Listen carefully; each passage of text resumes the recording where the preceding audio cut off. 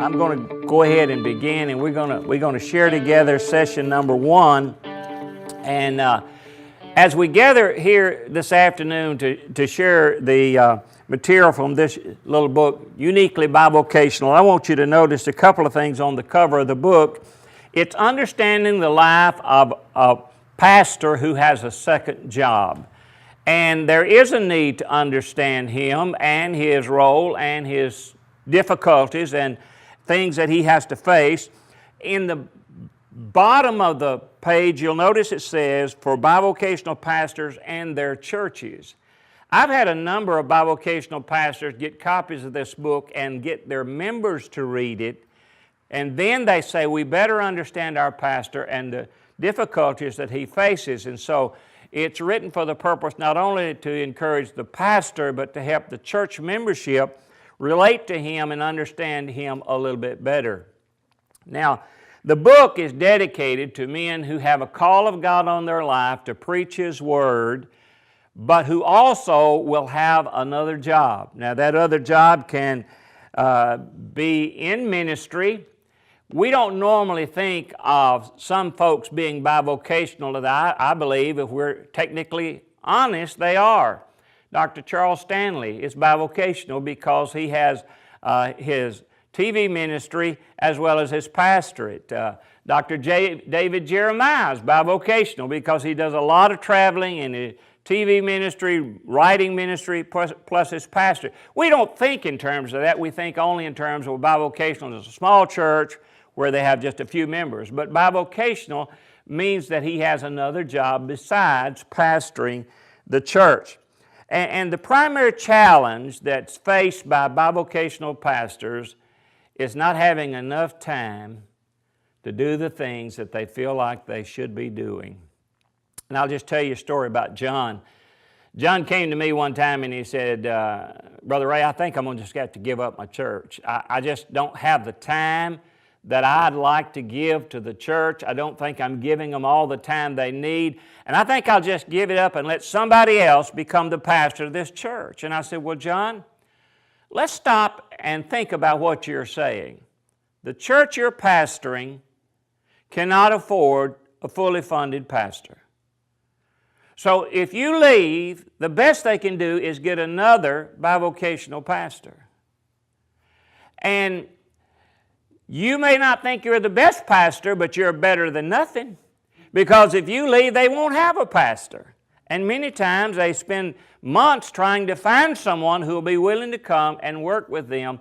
And so he captured a concept that many bivocational pastors deal with, and that is, I'm just not doing a good enough job. And I wish I had more time, and I wish I could do more with the time that I have. So we're going to talk about that as we proceed through the presentation of this little book. Now, in looking in the introduction, I wanted to point out 2 key factors that keep bivocational pastors going. One of them is the call of God on their life. If you're not called of God, I doubt seriously you'll stay in the ministry very long in these days. Being the pastor of a church is not the most glamorous job in the world. And many guys would have quit a long time ago except for the fact they know God called them. And they're going to have to answer to God for how they spent their time, and God had called them to preach. My grandfather, on his deathbed, wept. And they asked him, said, what's the matter, Grandpa? Aren't you prepared for eternity? He said, yes, I know I'm going to heaven, but I'm leaving here knowing I didn't do what God called me to do. God called me to preach years ago, and I ran from that call all of my life.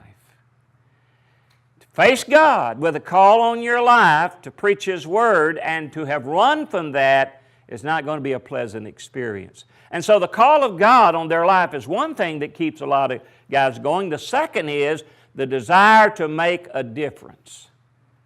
Now, a bivocational pastor may not be the best preacher in town. He may not pastor of the largest church, and he may not have the biggest crowd and the biggest building, but he is doing what Paul said, by all means we're going to see some folks saved. And so making a difference is a key ingredient. And when I wrote this little book, and you'll notice that it's not a very large book, I had two goals in mind. Number one, I wanted it to be a quick read. Bivocational pastors, being as busy as they are, don't have time to read huge manuals. And here's something I've discovered about today's world. Very few people are reading a lot today.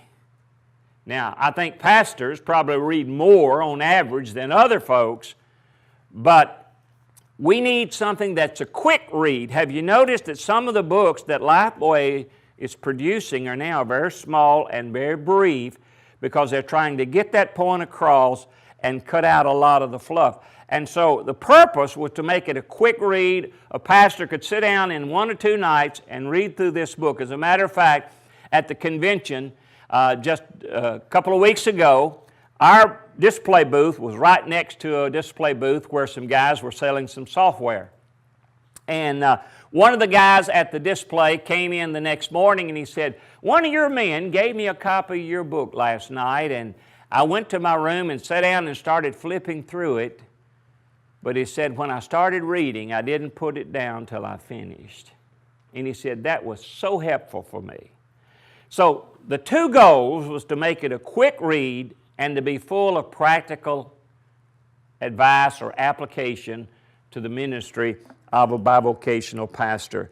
And so I want guys to be able to read it and get some things that will help them immediately where they are, some ideas about how to go and serve their church with a little bit more enthusiasm and excitement. Now in chapter 1, we talk about the subject, what's in a name? What in the world is a bivocational pastor? Well, a bivocational pastor is a pastor who has two separate vocations or occupations or jobs.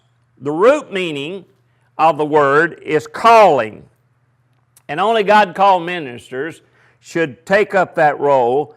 But you'll notice that there are a lot of bivocational guys who are actually trivocational or even quadvocational.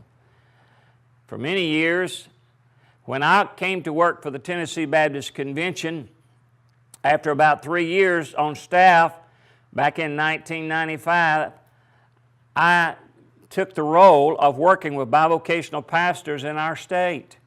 Here's the reason this position was established at the state convention.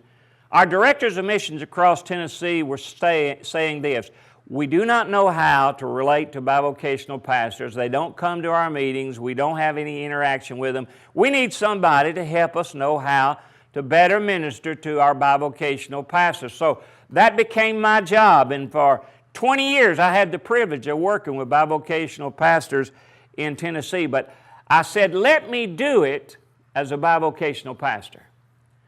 And so I had to talk them into reducing me down to about 30 hours a week and letting me become a bivocational pastor. And so that's what I did. I was a bivocational pastor.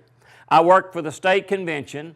And then for the last 10 years, I have been the national coordinator for the Bivocational Small Church Leadership Network. I was trivocational. But I know some guys who have 4 and 5 different things they're trying to do. And so we know that they are working a lot to just try to keep up. And so the second job may be part-time or full-time. And here's something else. I believe that all students who are pastors are bivocational. Now the reason I say that is because he's a student. He is preparing for whatever, maybe the ministry, getting his degree, but he's pastoring as well. So he's got 2 things he's working on, so he's bivocational. And then another classification is retired ministers who, after having been fully funded for years, now take on a smaller church that's bivocational. Those guys are bivocational pastors. Say, well, no, I don't have another job. But listen to this. You have retirement income that allows you to be the pastor of that church when you could not be if you were dependent on that church for your full income. Because if you leave and they call another pastor, if they don't get someone who's retired, he will have to be bivocational. So when you begin to put that together, there are a lot of bivocational pastors in America. Now here's a clear distinction we need to make. The pastor's bivocational, the church is not. I don't know any church that has two jobs, do you? The church has the Great Commission, but the pastor has two jobs. And so that distinction needs to be made, but we need to understand it is not right to call a bivocational pastor part-time. If his church has regular services, he is the full-time pastor. He may be just getting part-time pay. And so he's not a part-time preacher, and he's not a little preacher. A part-time pastor would be like what my uncle was. I'm from Mississippi, and my uncle, Prentice, was a circuit riding pastor years ago in the middle of Mississippi. He had 11 churches that he was the pastor of. And so if you've got 11 churches, you can't be in every one of them on Sunday morning at 11 o'clock. So some churches, he'd go there on the third Sunday in the afternoon, or another one he'd be there on the fourth Sunday at night. He made, in a month's time, every one of those churches, but those were part-time churches. So if your church has regular services, Sunday morning, Sunday night, Wednesday night, it's not a part-time church, and you're not a part-time preacher. Terminology is important to bivocational pastors. They don't like to be tokened with, "We love you, little preachers," or, "You know, those little part-time preachers, they're sweet guys." That's a really a put down. If he's pastoring a church, who are we to classify that person other than a man of God who's been called to pastor that church? Now the question is, why single out bivocational pastors? I remember I was talking to one director of missions in Tennessee because I was trying to get a list of bivocational pastors. Do you know the FBI can't find a good list for bivocational pastors because of the different ways that they're listed. But he said, "I don't want you to divide my pastors up between fully funded and bivocational." I said, "I'm not dividing them up. They're already divided. I'm just trying to find a way to help minister to those that cannot come to your meeting on Monday at noon or daytime meetings. We're trying to find ways to resource those guys, and so we do not need to ignore them." Here's what some directors of missions have a tendency to do. They only relate to the ones who can come during daytime hours. In our state, some of our directors of missions work Tuesday through Thursday during the day. If they're going to relate to bivocational pastors, they're going to have to do some things on the weekend. They're going to have to do some things at night. And so we're not singling them out, trying to separate them. We're trying to minister to some that are being overlooked and neglected. They do have unique needs, and that's what we're trying to address. So we come to the term bivocational. Why use that term? A lot of people, they'll say, "What does that word mean? What's bivocational? Don't you have a better term?" Here's some other terms that have been used: double-duty ministers, dual career ministers, working preachers, or tent makers. But when I began to work with the national organization and also in Tennessee with bivocational pastors, we looked for quite some time for the best term. And we concluded bivocational is the best term because it's self-explanatory. It's a pastor who has two vocations. Now, if you were to try to get a list from Lifeway of the number of bivocational pastors, you will be very disappointed to discover that their numbers are very small. The reason is when we turn in our church profiles at the end of the year to register our yearly averages in Sunday school and giving and all those things, there is a little box where you can check, is your pastor bivocational. And many times that's filled out by a secretary who has no idea what that means, and usually it's left unchecked. And so the way that I've discovered is the most productive in trying to determine which guys are bivocational in an association is to go to the director of missions and say, which one of your guys have a job somewhere else besides the church. Now, the bivocational ministry is increasing. You might not be aware of it, but the purpose-driven life that was written quite a number of years ago was dedicated to bivocational ministers. And if you'll listen to the talk in the hallway, the discussion is bivocational ministry is the future. I'm convinced that in a short period of time, in a few years, you're going to find the exception being the man who is fully funded by his church. And so there was a time in the Southern Baptist Convention when the pastor was a pastor farmer or a pastor teacher. It was pretty common. The pastor had another job. He either farmed or he taught school at the schoolhouse. But in the 1950s, when we were at our heyday as a convention, there was a real strong push. We want all our pastors to go full-time, that's the term they used, and we want every church to have a parsonage.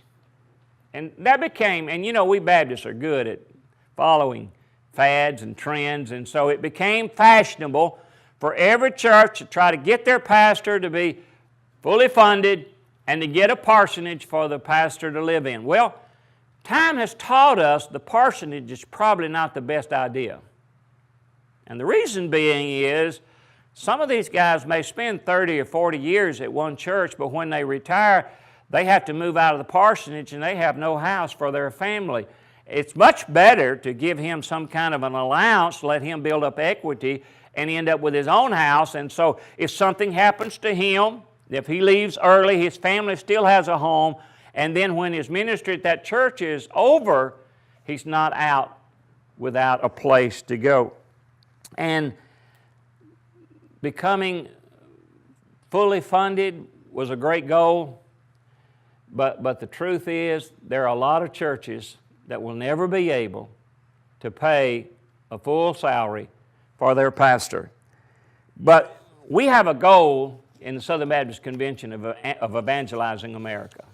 I mean, we talk about reaching America for Christ and sharing the gospel around our nation.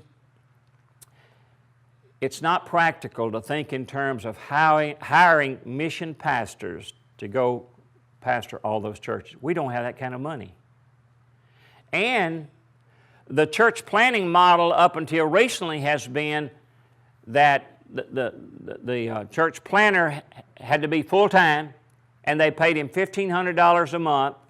The second year, $1,000 a month. The third year, $500 a month, with the idea that that new church is going to pick up his salary and in 3 years he'll be fully funded. That's not practical.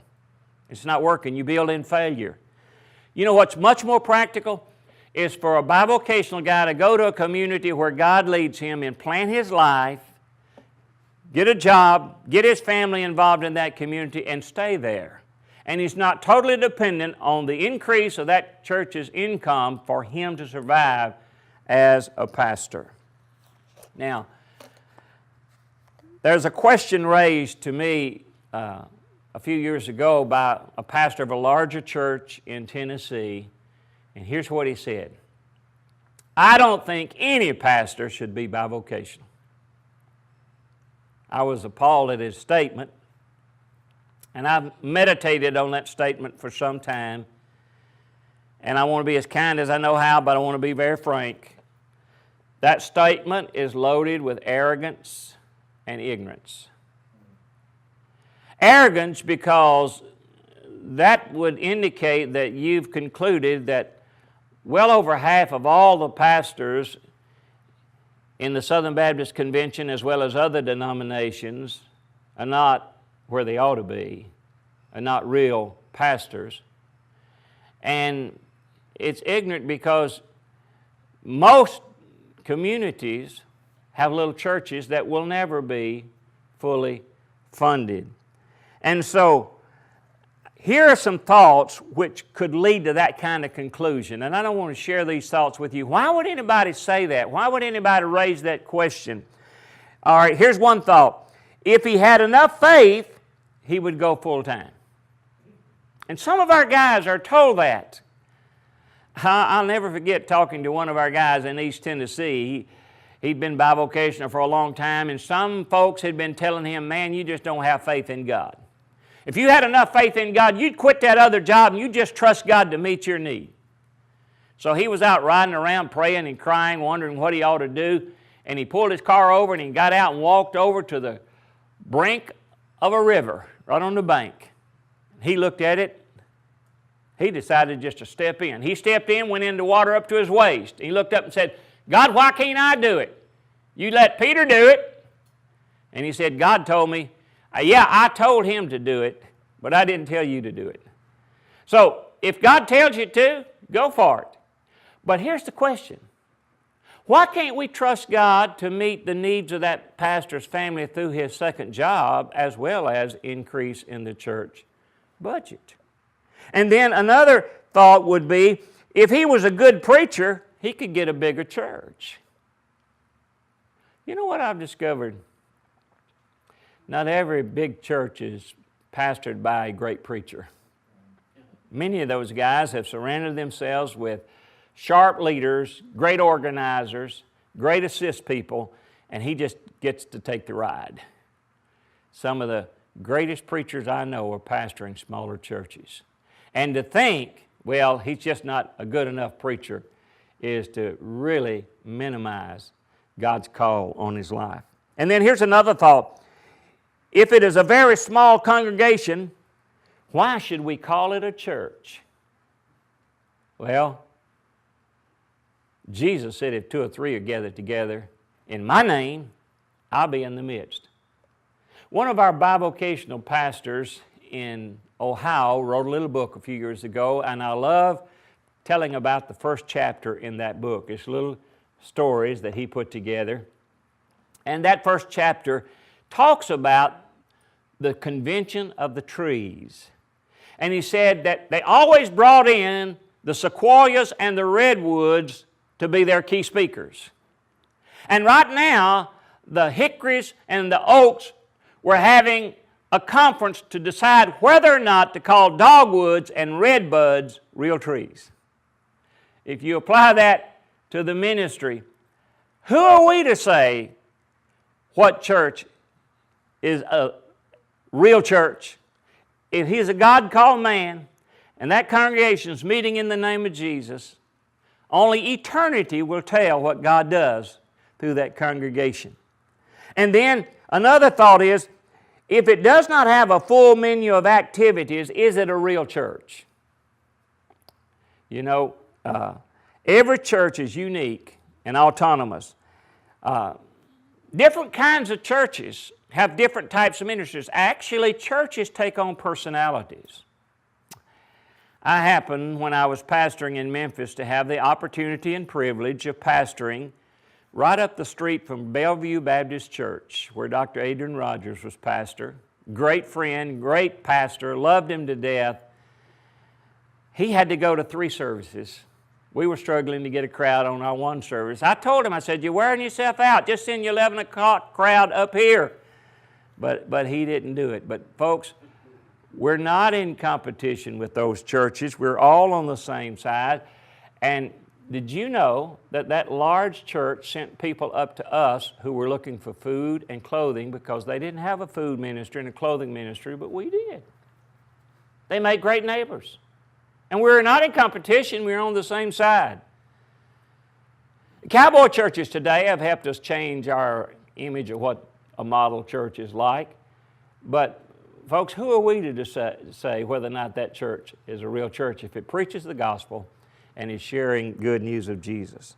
Now here's some thoughts that may lead a man to become a bivocational pastor.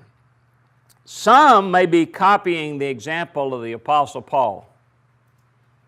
The Apostle Paul made tents in order to provide for him and actually the folks that were with him, and he purposely did that. He said, I don't want to be accountable to anybody. I don't want to be a burden to anybody. And I think Paul was a pretty good preacher. I don't think making tents messed him up. Do you? So he may be wanting to follow the Apostle Paul's example. And then a small church needs a pastor that cannot afford to cover his expenses. And so I'll go be that pastor and I'll be willing to work. That's honorable. And so there's a lot of small churches out there wondering, is there anybody who'd be willing to come and be our pastor? Some men answer the call to go into the marketplace with the gospel. That's where we're to go in and share the gospel. And it may be a storefront church. It may be some building that's a public building they rent on the weekends. But it's a church if it's sharing the gospel and helping folks come to Christ. There are some pastors who are intentionally bivocational. Now, by that, they're bivocational by choice. Some of them feel like that God's given me the business I have or the other job, and sometimes that may be ministry. I know a guy who is the counselor for a correctional institution over in East Tennessee, and he's bivocational, but he's ministering in that arena as well as at his church. And so they're intentional. It doesn't matter how much the church can afford to pay. He believes God wants him to remain bivocational. Some choose to be bivocational to allow the church to invest more in missions and ministry. The truth is, in many of our churches, a vast majority of the funds go for the staff salaries. Now, I think we should pay our pastors. I think we should pay folks who are on staff. But many times, in order to do that, they have almost no money for local ministry and very little for missions. And if the vast majority of the salary has been freed up, then they can do a whole lot more in mission work and in ministry. Now, there are some guys who end up bivocational by default. These are the guys that really burden me. And here's what I mean by default. They're guys who get called of God, and they head off to school, and their goal is to end up pastoring maybe a county seat church, a church that'll take care of them and their family. And so they'll go through anywhere from 4 to 9 years of schooling. And then when they get out, they start putting their resume out, and they discover there aren't any churches interested in them that can pay them a livable salary. In order for that guy to have a place to minister, he'll take a church running 50.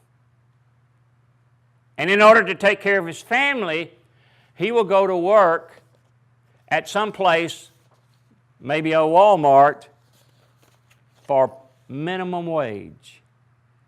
Now think about it. Here's a guy who's got maybe an average of 7 years of training beyond high school, and he's working a job at minimum wage. Now, is that a good use of a God-called man's time? So here's what I'm encouraging guys to do. Get a dual career when you're in school. Yes, get a ministry degree and go on and get as much as you want training in ministry, but get a degree in education or in business management or in some marketable skill, and then you can go wherever God calls you and are never totally dependent on a church's income to keep your family going. Well, in chapter 3, we talk about the need of bivocational pastors and church planters across America, and there is a vast number that is needed. The average Sunday school of Southern Baptist churches is surprising. Here's the round figures. In the latest stats that we have from Lifeway, which is 2013, 25% of all Southern Baptist churches run 25 or less in Sunday school. 50% of all Southern Baptist churches run under 50 in Sunday school. 75% run 100 or less. And we call it small membership churches, 125 or less in Sunday school, that's 83% of all Southern Baptist churches. And so there's a vast number of them, and they're going to increase. And so we must encourage guys to be willing to become bivocational to meet the needs of these churches who need a pastor. Another dynamic is the fact that there's a decline in church attendance. 80 to 85% of churches are in decline, plateaued. And there are churches now who used to have a fully funded pastor who are having to go bivocational. I have them call my office quite frequently. We don't understand. We need some help. What can we do? And there's some ways to help make that happen, but that's taking place. And then there's a call for more churches across America. God's calling men from different careers. It's amazing the number of men that are being called of God late in life, in their 40s and 50s, to preach the gospel. Now, what are we to say to those men? Some of them will never uproot their families and go off to seminary. They really have got to learn as they go. So there's got to be some training available, some online courses and ways to help those guys get up to speed.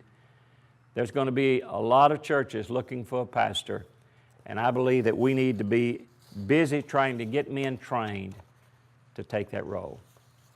So these are some reasons why there's so many bivocational pastors and what God's called them to do. And in our next session, we'll move on to the study of it, taking a look at the advantages and disadvantages of being bivocational. Thank you.